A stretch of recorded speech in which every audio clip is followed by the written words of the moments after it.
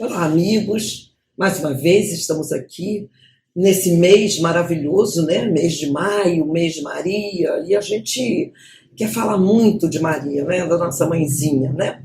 E muito se faz, vocês me desculpem, eu estou um pouquinho rouca, mas é muito importante a gente falar sobre Maria na Sagrada Escritura, né? Porque muito se sabe que Maria foi o ponto importante, foi, como a gente sempre fala, Maria, a serva fiel, né? Então, para alimentar, aprofundar, renovar, fazer brilhar a nossa fé, este ardor missionário, ele tem que ser o quê? Ele tem que ser alimentado, ele tem que ser nutrido, ele tem que ser amado, né? E tem que ser igual a Paulo, tem que ser igual aos evangelistas, igual a Jesus. E quem é que consegue, quem é que faz, quem é que dá o seu sim para que isso aconteça, né? Maria. Então Maria foi aquela que, muito simples, né? Foi aquela que, segundo a tradição católica, né? Estima-se, né, que a Virgem Maria tenha nascido no dia 8 de setembro, data que se comemora, né, a Natividade de Maria. E aí é muito interessante que, quando eu falo a tradição católica, eu estou falando de Santo Inácio de Antioquia, Santo Irineu de Lyon, Santo Justino, Santo Tertuliano.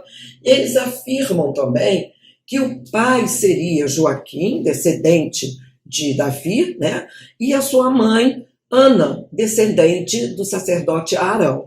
Então, vocês vejam que Maria realmente era especial, né? Todos os relatos, né, falando de Maria estão no Novo Testamento, né? Então, quando eu pego a Bíblia, eu digo Maria está no Novo Testamento, né? Mas a gente diz que Maria é a Arca da Aliança, né? A Arca da Aliança por quê? Porque é a passagem do Antigo para o Novo. Mas por que isso, gente? Eu precisaria falar muito? Não, claro que não. Por quê? Porque Maria está no seu ventre, carrega a nossa salvação, não é? Que é Jesus. Então, muitos estudiosos afirmam que o tema mariano ele está escondido, prefigurado no Antigo Testamento, como preparação profética, que podem ser aplicados a Maria, né? Então, mas foi escrito dizendo que era Maria, é Maria? Não. Isso é um estudo, é uma preparação profética, não é? Então, é como se a gente dissesse, é uma releitura. Então, eu faço uma releitura e vejo, nossa, poderia estar falando de quem? De Maria, tá bom? Então, como seria, né? Então, não vou citar, nem pegar a Bíblia em todas essas citações, porque não, o vídeo vai ficar muito longo, tá? Em Cânticos, dos Cânticos 4, versículo 7, ele diz assim: tu és toda formosa, amada minha, em ti não há mancha. Então, quando ele fala em ti não há mancha, não seria a concepção Imaculada Conceição? Então, é isso que eu digo, é um estudo como se a gente tivesse uma prefiguração, tá? Em Miqueias 5, de 1 a 2, ele diz: mas tu, Belém de Éfrata, é de ti que sairá para mim aquele que é chamado a governar Israel. Quem é que vai governar Israel? Jesus. Então estaria falando de quem? De ti, né? Simples, pequena, né? Porque Belém de Éfrata era pequena. E de lá que nasceu, né? Maria. Isaías 7,14, todo mundo sabe, né? Na época do Natal, a gente tem essa passagem bíblica, né? Eis que, Isaías 7,14, eis que uma jovem conceberá e dará à luz a um filho, o nome é Emanuel, né? Nascimento do herdeiro da linhagem de Davi. Então, esse nascimento do herdeiro da linhagem de Davi, nós sabemos que é Jesus, tá? Muito bem.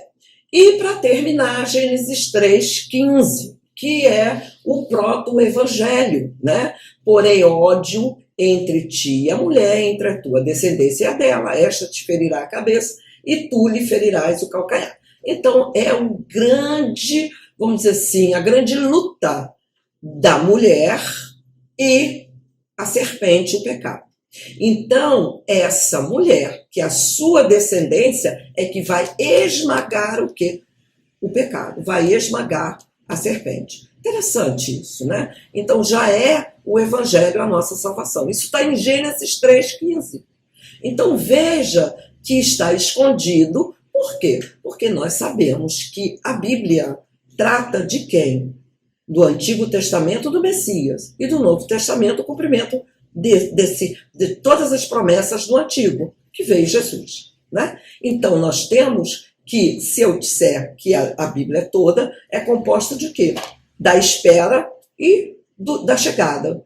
Jesus, tá bom? Muito bem. Então, se a descendência é que vai acabar com tudo, é Maria. É de Maria que vem a descendência. Então, Maria é o quê? Maria é a nova Eva, né? Maria é a igreja. Por quê? Porque através de Eva entrou o quê? A desobediência. E essa desobediência trouxe o quê? O pecado. E o pecado traz o quê? A morte, não é? Mas, através de Maria, vem o quê? A obediência, que trouxe a salvação. Então, Maria é a nova Eva, né? É aquela que realmente trouxe para nós, não é? E é ponto pacífico isso, né? Positivo, e que muita gente não gosta de admitir, mas é a nossa salvação, foi trazida por ele. Tá? Muito bem, Maria exerceu uma colaboração ativa, não no sentido de haver concorrido diretamente para nos dar as graças da redenção. Pense bem do que eu estou lendo, tá? Como se fosse um segundo princípio redentor ao lado do Filho. Maria é criatura remida por Cristo. Maria coopera atualmente após a sua glorificação celeste para a aplicação dos frutos da redenção dos homens na qualidade de materna intercessora. Né? Então, toda a cooperação de Maria é subordinada a Cristo. Ela só tem valor no plano do Pai por causa de Cristo. Nunca a veneraríamos se não fosse em vista de Cristo. A autêntica piedade mariana é formulada nos seguintes termos: o cristão deve procurar ser para Maria um outro Jesus. Então, gente, isso me dá uma tranquilidade muito grande. Por quê? Porque a gente entende isso, né? Mas como é que a gente quer falar da mãe, né? Porque é nossa mãe no céu, né? E a gente fala de uma forma tão, nós leigos, né? Falamos de uma forma tão simples, tão direta, né? Tão íntima, né? Que muitas vezes a gente até extrapola, né? Mas a gente tem consciência que toda a graça que Maria recebe, ela recebe por Jesus, ok? Muito bem, então vamos lá. Maria no Novo Testamento. Então, Maria no Novo Testamento, vamos começar com Mateus, né? E Mateus, nós temos logo no início, Mateus 1, de 1 a 16, que trata de quê? Da genealogia. E aí ele vai tratar de Tamar, das mulheres, né, que estão na genealogia de Jesus. Tamar, Raabe, Ruth, a mulher de Urias, mas aí aparece uma coisa importantíssima no versículo 16. Que no versículo 16, porque naquela época a genealogia, quem dá é o homem, né? Mas nós sabemos que Mateus quer mostrar que Jesus, ele é, não é, da genealogia de Davi, né? Mas acontece que nós entendemos que José é pai adotivo de Jesus, né? Mas ele vai colocar José no sentido de que Jacó gerou José, mas que José é esse? O esposo de Maria, da qual nasceu Jesus, que é chamado Cristo. Então, olha que referência, vamos dizer assim, que coisa bonita, né? Que numa genealogia, né, que ele fala das mulheres, né, e todas essas mulheres são mulheres problemáticas, para mostrar que Jesus também tinha essa genealogia toda, tá? Mas ele coloca Maria. Então ele coloca José como esposo de quê? Esposo de Maria. tá? Muito bem, em Marcos vai aparecer Marcos 3, de 31 a 35. E eu gosto muito dessa passagem, por quê? Porque é aquela passagem, né, que Jesus ele foi à sinagoga de Nazaré e ele abre o livro, fala, e aí quando ele sai dali, ele vai e as pessoas vão dizer, nossa, mas esse não é aquele filho do carpinteiro? Por que está falando assim? Logo o filho do carpinteiro. E aí ele vai se reunir com os discípulos, né? E aí ele está reunido com os discípulos e chegam para ele e falam assim, olha, a sua mãe e os seus irmãos estão lá fora. Ele falou, não, a minha mãe e os meus irmãos são aqueles que fazem a vontade do meu pai que está aqui, que ouve a palavra de Deus. Então, é como se dissesse, olha, sangue, tudo bem, agora, para Deus, nós somos irmãos, né? Então, são os que estão fazendo a vontade, são os que estão ali.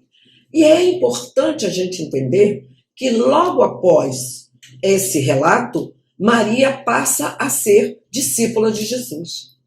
Maria entendeu o recado. Ela começa a caminhar com Jesus. Bonito isso, né? Ela percebeu que não é os laços sanguíneos para Jesus. Não são. São os laços do coração. Então, eu posso dizer que eu sou irmã de Jesus porque eu o amo como meu irmão, e eu o amo como meu pai, e eu o amo como um ser da minha família. Tá? Muito bem. E em Lucas? Em Lucas nós temos o relato da encarnação, né? Que Lucas 1, de 26 a 38. E aí, nesse relato da encarnação, é importante porque no versículo 25, no versículo 28, que é o que eu mais gosto, ele diz assim, o anjo entrou onde ela estava e disse, alegra-te, cheia de graça, o Senhor está contigo.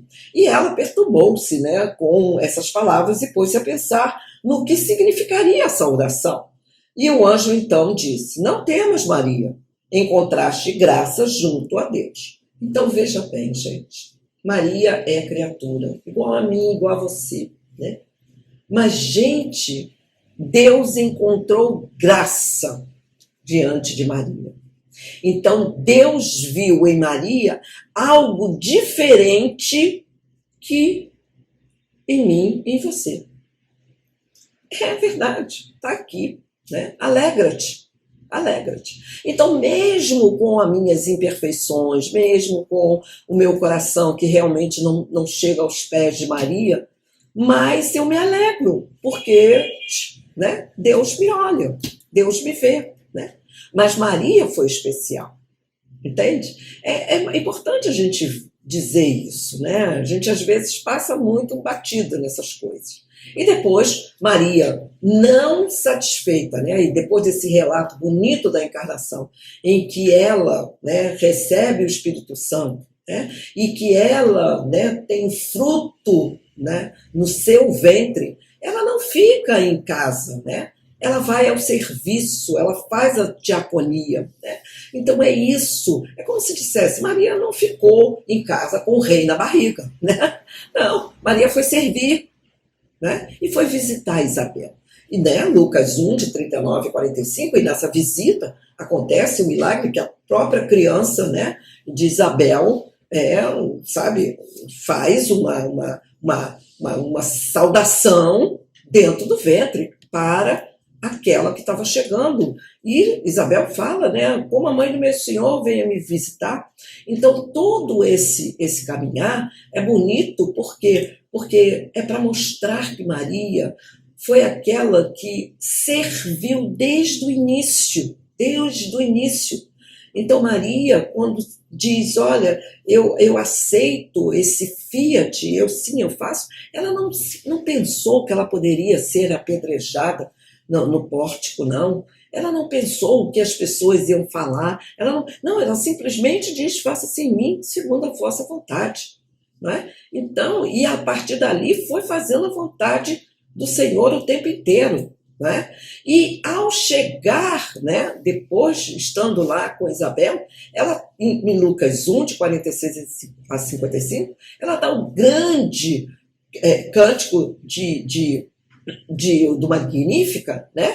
Que ela vai dizer que a minha alma engrandece ao Senhor e o meu espírito exulta em Deus, meu Salvador. Por quê? Porque olhou para a condição humilde de sua serva, né? E aí depois ela diz o seguinte: manifestou o poder de seu braço, dispersou os soberbos nos pensamentos e de coração, depois os poderosos do seu trono, exaltou a condição humilde. Quer dizer, então Maria dá todo esse magnífico, todo esse cântico maravilhoso, né? Esse cântico, e despediu os ricos sem nada, quer dizer, entende? Fez com que tudo esse povo, esse povo que caminha no sofrimento, que também tivesse a certeza da sua salvação, né? Bonito isso, né? Depois, Lucas 2, de 1 a 20, o nascimento e a adoração dos pastores, né? Muito bonito, porque Lucas coloca essa adoração, né, fantástica, né? Depois, Lucas 2, de 22 a 38, a purificação e a apresentação de Jesus no templo. Eu fico, às vezes, muito preocupada, né, quando eu leio, porque eu fico pensando assim, a gente que é mãe, o nosso filho é lindo, né? Mas com a gente, quando é avó, o filho é maravilhoso, o netinho é maravilhoso. Então eu imagino o coração de Maria, quando Simeão, né, disse para Maria que este menino, né, estava destinado a ser causa e queda, né, reerguimento, né, que ele seria um sinal de contradição. Eu imagino esse coração de Maria que deve ter balançado tanto, gente, guardou, não falou nada, não é? Mas confiou, né? Que às vezes a gente esquece disso, né? Dessa confiança. E por último, Lucas 2, de 41 a 52, o menino Jesus no templo, né? E aí, nesse menino Jesus no templo, né, que ele vai ao templo, né, eles estão fazendo a peregrinação, e a gente entende que ele estava conversando com os doutores, né, na sinagoga, no templo, ele estava conversando no templo, e deveria ser o Bar Mitzvah, né? Mas ele continua a sua explicação e os doutores da lei começam a achar um menino prodígio, né? E aí, quando Maria, tadinha, volta com José, desesperados para a caravana, voltam todos, aquela coisa toda. E ele diz simplesmente, mas você não sabia que eu estava aqui falando das coisas do meu pai? Uma coisa mais simples, mais tranquila para ele. E aí Lucas dá uma coisa que eu gosto muito de falar.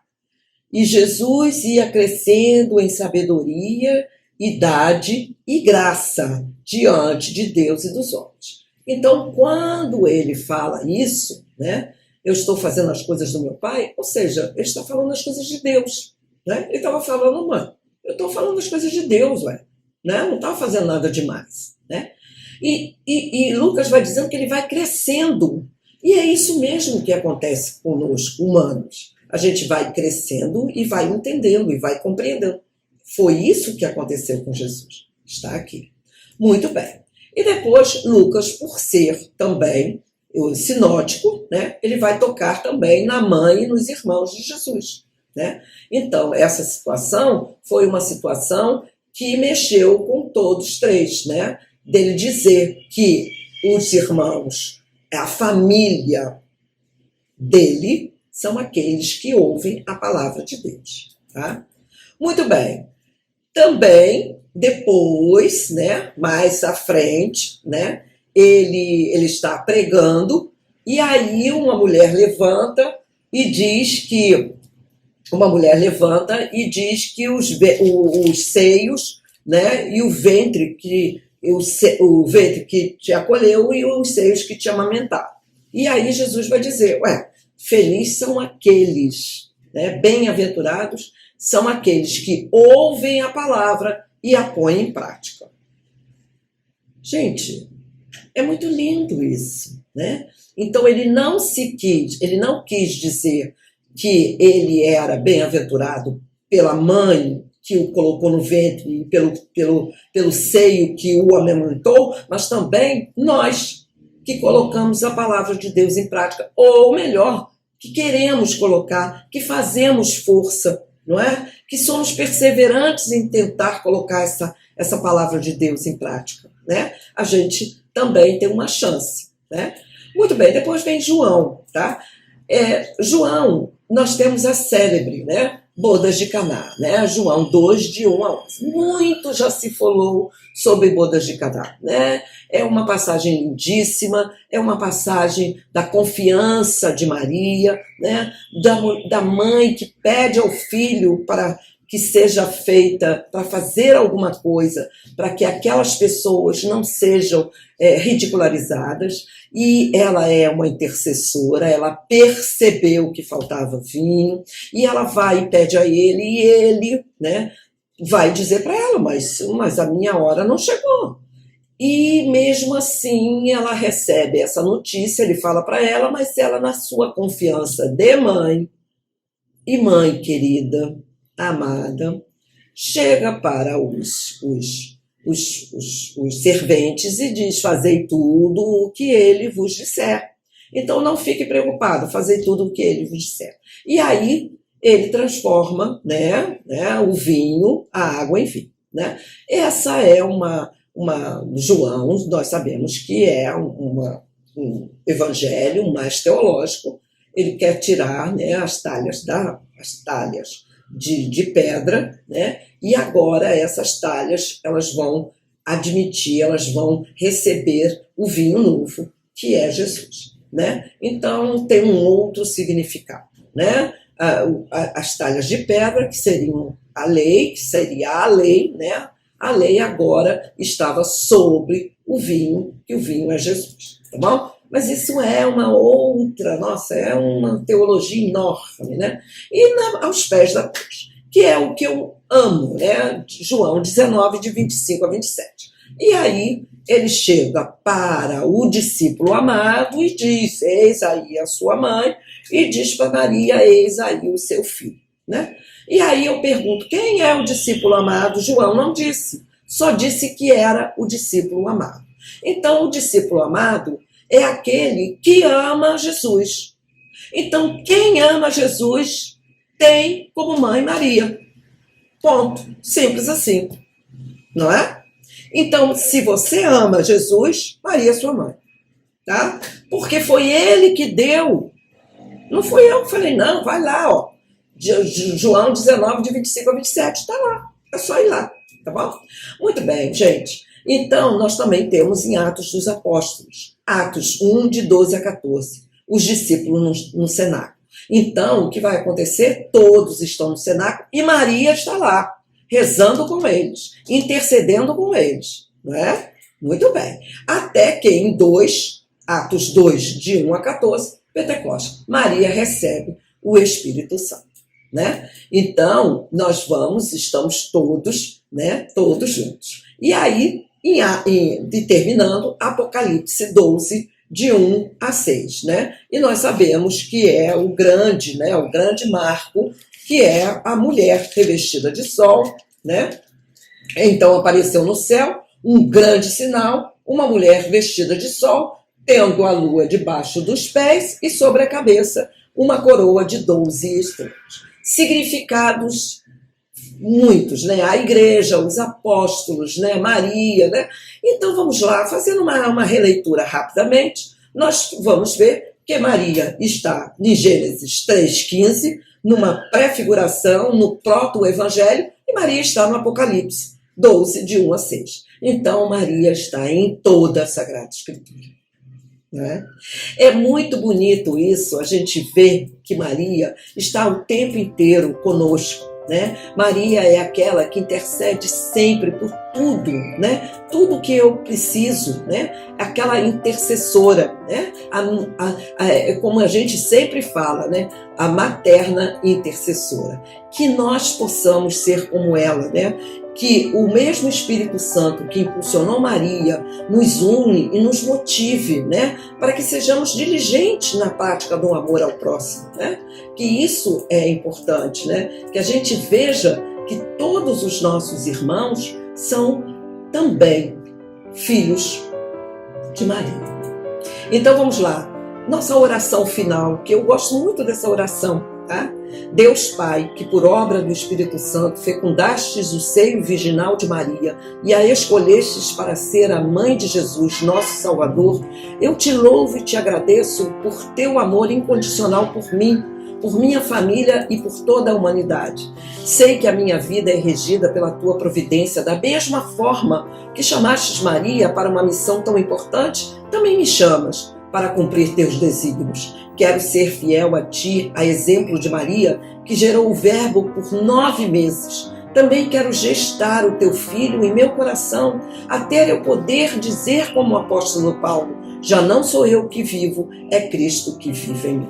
Eu confio, amo e espero, assim como tua serva, Maria Santíssima, Mãe de Jesus. Amém. Ai, muito bom falar de Nossa Senhora, né? Muito bom falar de Maria. Que Nossa Senhora nos esteja sempre ao nosso lado, né? Nos guiando, né? E que ela nos encaminhe, né? E coloque sempre, nos puxe, né? Para o nosso Jesus. Que Maria sempre esteja nos levando a Jesus. Tchau, tchau!